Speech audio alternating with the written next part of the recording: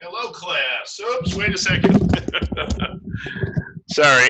First lecture of the day, and this should be a good lecture. I didn't lecture yesterday because I put your home sets together, as well as not all of them, but most of them, and I also tried to get the labs to establish the labs. I've got most of them done, but I've got to go in and do 4 video labs. So there's a lot to do, but less and less all the time. So what I wanted to do today was I wanted to put those someplace.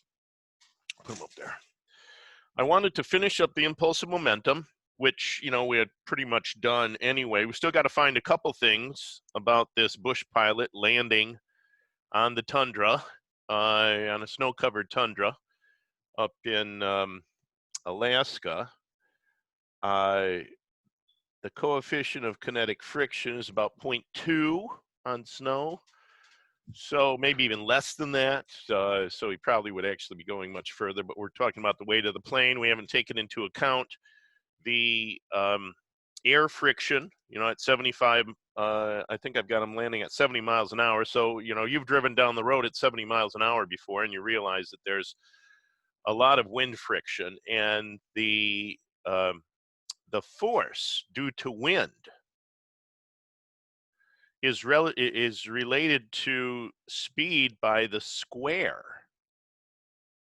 So the wind friction on your car goes up by the square of the velocity, right? Does everyone realize that? So that's why really when you're going 85 miles an hour, the wind friction on your car is substantial compared to going, let's say, 60 or 65 miles an hour, much, much higher. Because look at the difference. Take 80 miles per hour squared and subtract. I mean, if we just look at that, I'll let you do it. 80 miles per hour squared minus 65 miles per hour squared, you're going to find that there's quite a large difference. And in fact, just going from that, it's probably the same as doubling the amount of friction, air friction, as it is going from 0 to 60. Just out of that, let's just look at that. Since we know that the force due to air friction is proportional to the velocity squared, then let's look at the difference between 80 miles per hour squared and let's say 60 miles per hour squared. I'm just going to pop this in here right now, and I will tell you what that is. 80 squared minus 60 squared equals 2,800. Right?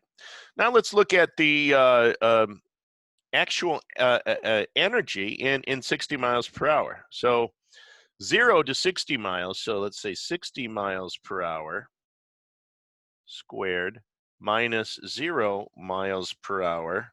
I'll do that one, squared, right? So 60 is 3,600. So look at that. If we look at the proportion, we literally are almost doubling the amount of air friction. And air friction, of course, on a car is the main friction rolling down the highway. So we're almost doubling the air friction force on our car, right, truck, whatever you want to call it, by increasing your speed from 60 miles per hour to 80 miles per hour. You can see also the decrease in gas mileage between the two also. You can see why Jimmy Carter, when we had the gas crisis back in 1973 to 1976, decreased the speed on the freeway down to 55 miles per hour because he was an engineer, right? And he realized that really all we had to do to save all of the gas in the world was just keep people from going 80 miles an hour. Instead of having a 70 mile per hour speed limit like we had all over the country in 1973, they reduced it to 55. Not only did they save huge, literally half of the gasoline that we would have used otherwise, and that really, was America's response, and the fantastic response to the oil embargo at the time.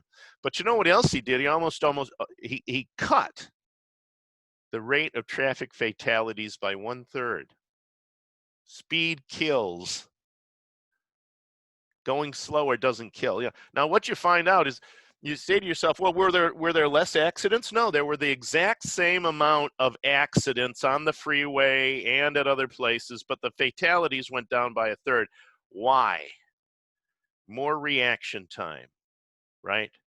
Slower speeds, so that the accidents weren't as fatal. That's another thing that I want to point out as well in this lecture today. I mean, we're sort of talking about it here, but what kind of car should you buy? You should buy a large car.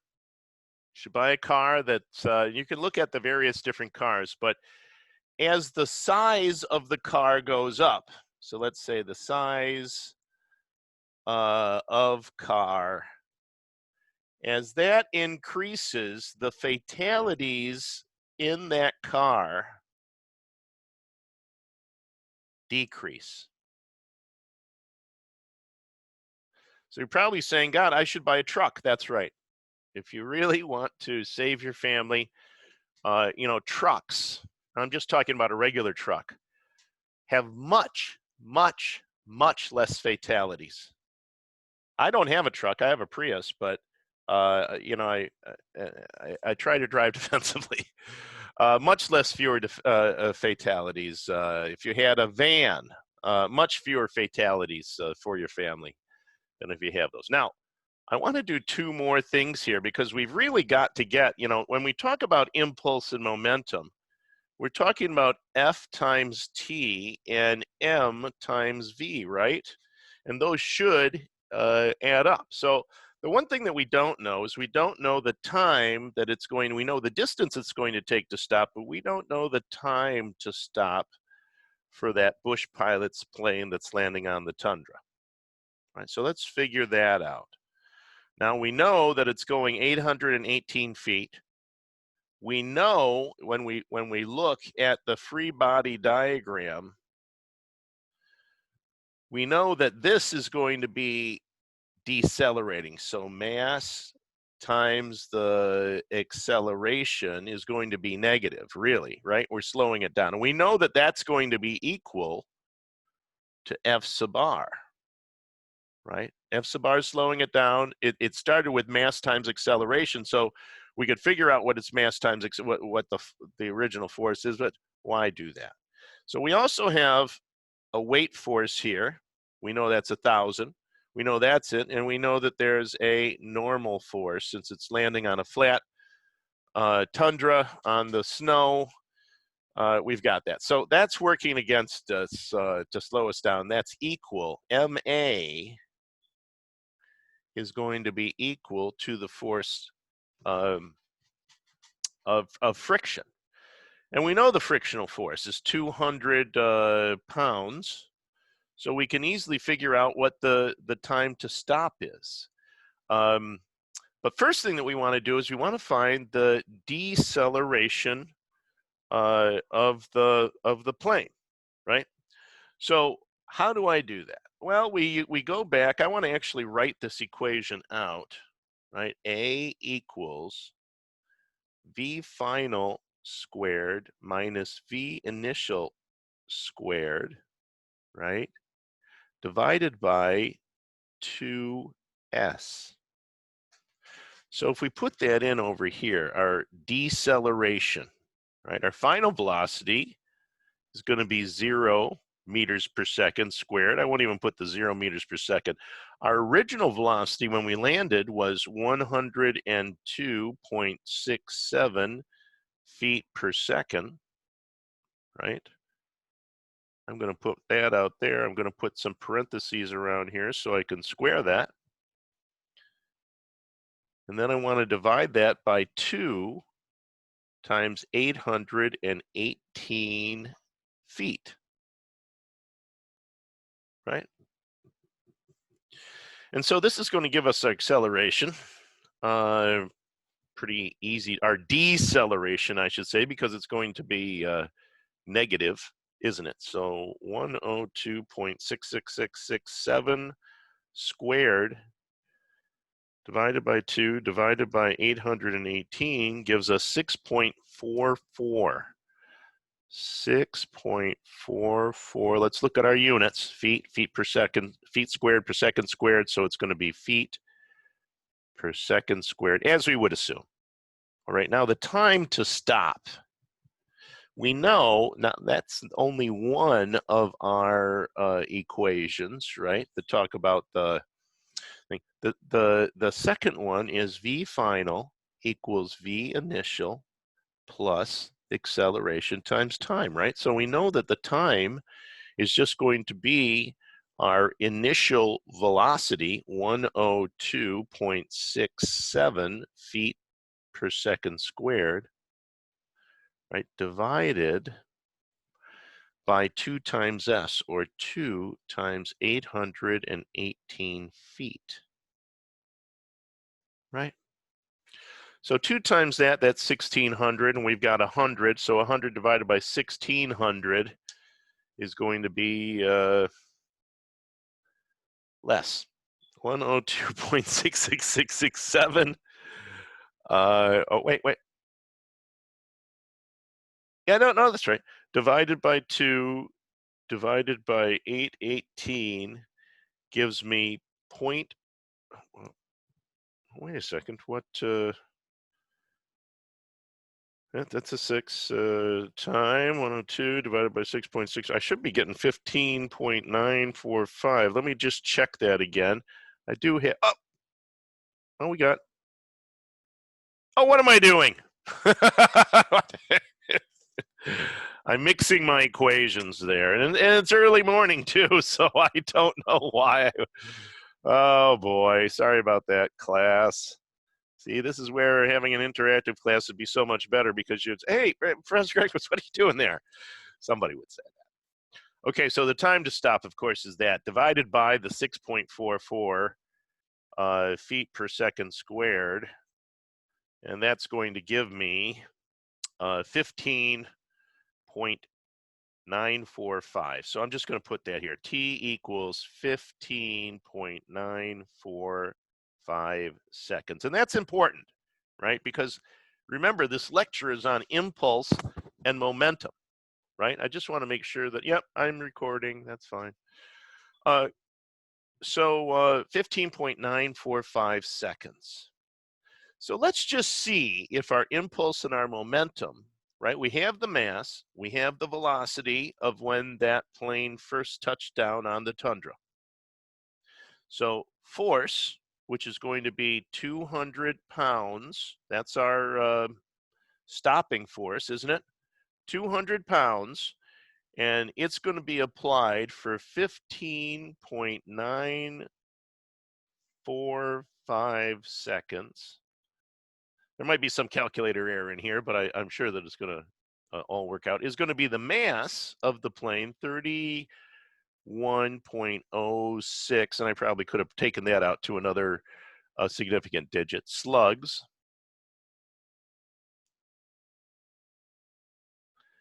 times my velocity, 102.67 feet per second. Now let's look at these two and see if they're coming out pretty much the same. Now there might be some, with all of the calculations we did, there may have been some uncertainty, that an error that progressed through there. Every time we multiply things, we're actually adding the uncertainty. We're increasing the uncertainty of errors due to calculation. So 200 times 15.945 gives me 3,189. And what are those? Those are kilogram meters per second, aren't they? Right, kilogram meters per second. Oh, I'm working in. Oh my God. That's it. More coffee before I do these. Oh my goodness. So that would be slug feet per second. Let me write that. I'm going to slug feet per second. All right, slug feet per second. And on the other side, I've got slug feet per second too. Let's just multiply that through and see what I get. So I get 31.06 times 102.66667, and that gives me 3188 slug feet per second. See how in both of these two example problems that we've done, how my impulse and my momentum are the same, slug feet per second, coming out exactly the same analysis. So whether we're using the equations of motion, this is what I want you to be familiar with and expert at. You want to use the equations of motion, right, that you learned in high school. You want to use your energy analysis, because we now know how to come up with the rotational, kinetic, and potential energy. And there's more energies too. So we can always use energy analysis. And this is always, pretty much always what I use, is just looking at how the energy is flowing, because we have conservation of energy, don't we? Conservation of energy. Energy, unless we've got a nuclear, something that's creating energy, it's always going to be conservation of energy. It's conservation of momentum. Right? That's another thing. Let's put that down here. Conservation of momentum. So conservation of momentum, conservation of energy, those are the things that we use to do it. But we also can use impulse and momentum, right? Those are our three tools. And we use those together interchangeably to solve problems, dynamic equilibrium problems like we've got here, right? That is a dynamic equilibrium problem. Dynamic equilibrium, right? It's sort of different than static equilibrium, isn't it? Because instead, and we've done this so many times, forces don't equal zero, they equal mass times acceleration. As a matter of fact, the truth is that holds all the time, doesn't it? It's just that in static equilibrium, acceleration equals zero, right? Now, what I want to do is I want to introduce our next lecture. We actually have quite a bit of time, not quite a bit of paper, but we have quite a bit of time, and so I want to talk about stress and strain, normal stress, elongation. I want this lecture to be along those lines. Well, we've already used more than half of the lecture to finish off the impulse and momentum, and that really was two, 1.5, 1 3/4 lectures that we've done. Now what I want to do is I want to go down and I want to look at stress and strain, and to do that we have to I'm just going to take, I'm going to make it a square cross section.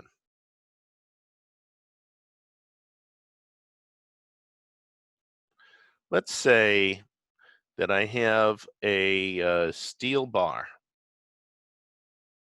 right? I've got a steel bar, and I'm going to pull on that steel bar in both directions with a force P.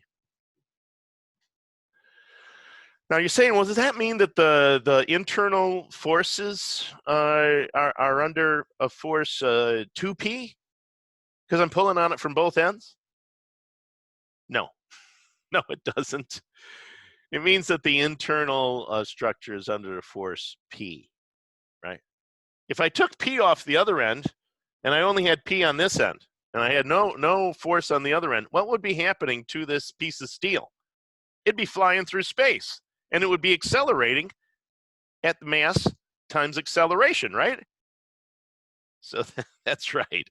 So if the thing is not moving, I always have an equal and opposite restraining force due to the applied force, right? If this was embedded inside a wall, right, I'd be pulling on it with force P, but the wall would be pulling on it with force P in the equal and opposite direction. So that is our thing. Now, what I also want to look at is what is the cross-sectional area of that um, tungsten bar, titanium bar, steel bar, aluminum bar. All I'm saying is things that are solid, right? So that's what we've got. What is our cross-sectional area? So we want to know two things when we start to figure out the stress that is on a member in tension. Now, have you ever seen anything? Have you ever driven over a suspension bridge? Have you ever set foot in a building? Everything is built like this. So what you're going to learn now is something that's going to not only help you in working with other mechanical and civil engineers, but it's also going to help you just in your being capable in your everyday life, because you're going to see things and understand how forces work internally inside tension and compressive members. All right. So I'm saying it's very good. So stress, this has a name. We usually use sigma. In fact, I've never seen anything else used. Stress is equal to sigma is equal to the force applied divided by the cross-sectional area. And you're saying, force divided by cross-sectional area, that's pressure. No, it's stress as well. In fluid substances, it would be pressure. But in a solid mechanics, where I'm actually pulling this apart right now, it's stress, right? It's not pressure. The P doesn't stand for pressure. In fact, maybe that's very common, by the way, to use P for forces in strength of materials or solid mechanics. So we've got this in newtons divided by this in square meters, right? So we've got newtons per square meters, and that is called a Pascal.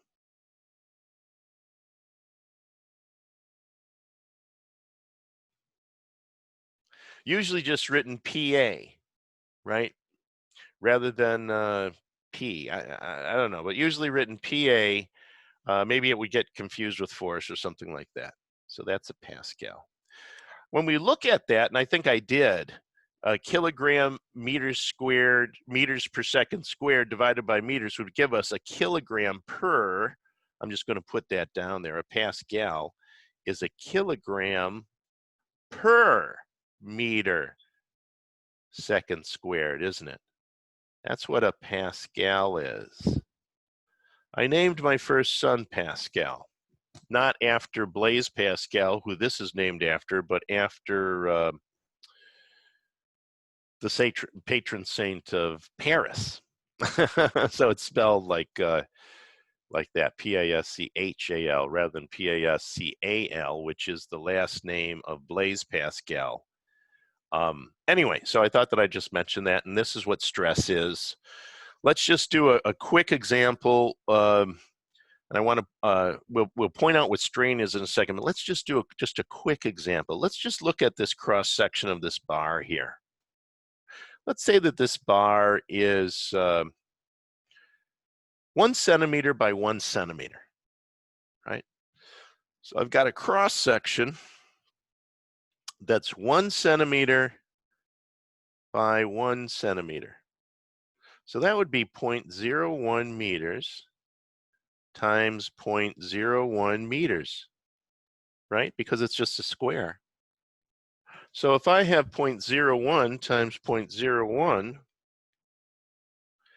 that gives me 0.0001. And of course, that's going to be square meters. Now, we're looking at a piece of aluminum or a piece of steel or a piece of copper or a piece of gold or a piece of lead. Right? Could be anything. Anything that's solid. Piece of wood. I could be looking at a 1 centimeter by 1 centimeter wood square wood dowel for all I care. We're going to find out that there's maximum shear stress for every material. So we're just figuring out what the stress could be. We're not looking at what material could actually withstand that stress, because that's how a designer works. When you're putting bridges and mechanical robots together and you're looking at the stresses and strain in those, what you do is you find out what are the stresses and strain for your design, and then you choose the material that's going to allow you to do that. That's why we don't see a bunch of robots flying around made out of wood. And yet there's a lot of houses that are made out of wood, aren't there? So that it's a design thing. So you have to understand design. All right, well, so let's come up with some type of force that we're going to place on this. It's a uniaxial normal force. Try to learn the jargon and the lingo of engineering, mechanical engineering, while I'm doing this. Well, let's say that it's 100 newtons. Now, you're probably saying, I don't have an intuitive feeling for 100 newtons. That's right, you don't have an intuitive feeling because we don't talk about newtons. But we do know that there's 4.45 newtons in 1 pound, don't we? I like to round that off to 5. And so if I divided this by 5, that's about 20 pounds. Right? That's not very much, 20 pounds. Should we make it 1,000? Except then if I made this out of wood, let's make it 1,000. It won't do much either. It won't elongate this too much. But let's figure out the stress in this 1 centimeter by 1 centimeter wood dowel if I put 1,000 newtons on it. And of course, that would be 200 pounds. 200 pounds. We're going to find out that maybe wood isn't such, isn't the thing we should use for this design that we've got here. Let's just see. So the stress in that is going to be 1,000 newtons, right? Stress equals P divided by cross-sectional area divided by 0.0001 square meters. Does everyone see why I don't use square centimeters or anything? And I'm trying to get you in the habit of always shifting these back into their primary units or combination of primary units, so that we're always working in the final equation, dividing and multiplying with primary units or derived units that are combinations of primary units. Everybody can see that's 1/10,000th. So what we've got here is we've got 10 times 10 to the 6 pascals. I'm going to do that just to make sure that I didn't screw up, divided by 0.0001. Thank you, I'm vindicated. So 10 million pascals, or I'm going to write it this way so that you realize why we use these, 10 megapascals, right? So I have 10 megapascals, and then what you do is you go to your book of maximum shear strength or maximum normal stress for a variety of different materials, and you look and see if wood, right, would be useful. Could wood handle 10 megapascals? I don't know. I haven't gone to my book and looked up and seen what the maximum normal stress for wood is, but I would believe that it could. We'd have to see. We'd have to look in the book. But if not, couldn't we use aluminum? Do we have to use aluminum because aluminum's a little more expensive than steel? Could we use steel? Steel certainly would do this. Oh yeah, steel has normal stresses up around 200 megapascals, just normal steel. Even aluminum alloy, structural aluminum, would easily handle 10 megapascals. You might find that wood would be just about, that's about, wood is more like, depending upon the type of wood, obviously balsa wood is not going to handle this. So there's a variety of different types of wood, just like there's a variety of different types of steel and aluminum alloys. And as a designer, you would find something that, now, do we want it to handle 10 megapascals? We want a factor of safety. Now you do this, the factor of safety, right? You do this with all of your electrical engineering things too, right? With your current, your voltage, you always use a safety factor. If you assume that the voltage could be 100 volts there, you always want to look at it being, for some reason, much higher than that, right? That's why we put fuses and circuit breakers in our electrical circuits, exactly for that reason. The factor of safety is your circuit breaker, right? We usually use 2. I know you're saying, God, he's using a lot of space we have left here to put that in and to put those stars next to it. You know, I've been designing things for years. I've been working as an engineer. I've built how many different buildings? You know, I'm on my 58th property right now. And I'm just about to build my 59th, a building on my 59th property. So, I know I shouldn't say it. I build a building on my 57th property. So I build a lot and I do a lot. But when I do, the safety factor, because I'm an engineer, comes in. When I talk to builders and I work with builders that haven't had an engineering degree, and I talk to builders and other people, you know, they don't know this safety factor that all of us engineers live and die by. And in fact, a lot of builders will think, well, I can get away with, you know, less than that or whatever. They're not really sure. But you as an engineer, you know that you don't want this thing just to stand up for 20 years.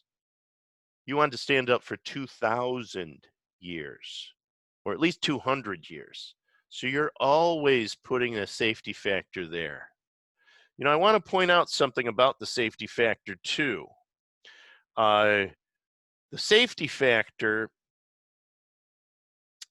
here's a good anecdote about the safety factor. Look at the Porsche 944. Now, you're probably, you know, in your analysis of the Porsche 944, it was a car that came out, I believe, in the early 1980s, late 1970s, early 1980s, late 1970s, and it went all through the 1980s too.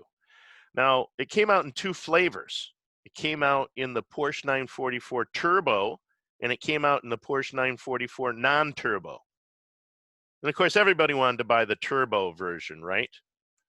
But what happened was the turbo version burned the engine out, right? Burned those engines out very quickly, whereas the because it was really designed as a non-turbo engine. And then it was turbinized or turboized, and that burnt the engines out very quickly. But the non-turbo engines went forever. Those cars are still on the road today. That's right. Safety factor doesn't increase the length of time that the car is going to be there by 2. It increases it by really the, you know, square of 2, or the e to the 2, or 10 to the 2, whatever you want to think. Use a safety factor. So what am I going to design to here, right? I know that the stress inside this thing is going to be 10 megapascals, right? The way that it sits right now is 10 megapascals. So really, I want to design this with a safety factor of 2, right? So is the design that I have, what should I do there? Should I take this 10 megapascals and say that really it's 20 megapascals and design this whole thing for 20 megapascals? Or should I design it for 5 megapascals? Excuse me. Should I design it for 5 megapascals as the maximum? So my design stress is going to be the maximum stress that we've got there divided by 2. So it could be that this if this took 20 megapascal stress, what should I do? Just a second. Let me let me stop this for just a second. Where is that? Sorry about that, class. I had to like sneeze 3 times really hard, and I didn't want to give anybody coronavirus or have that really on the tape at the same time. So it would be 5 megapascals that I would be designing toward. So what does that mean? That means that the P max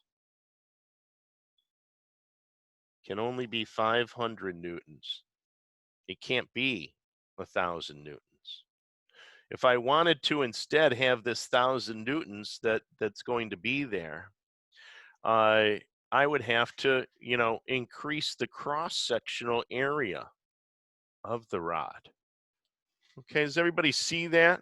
Now, from now on, what we're going to do is we're going into solid mechanics. Solid mechanics is all the lectures to the end. We have about another, I think, 12 lectures before I've covered everything. Could be less, could be more, could be one less, could be one more, but we'll see how it goes because we're going to get this done. All right, I will see you at the next lecture. It'll all be on solid mechanics or strength of materials. See you there. Do the reading.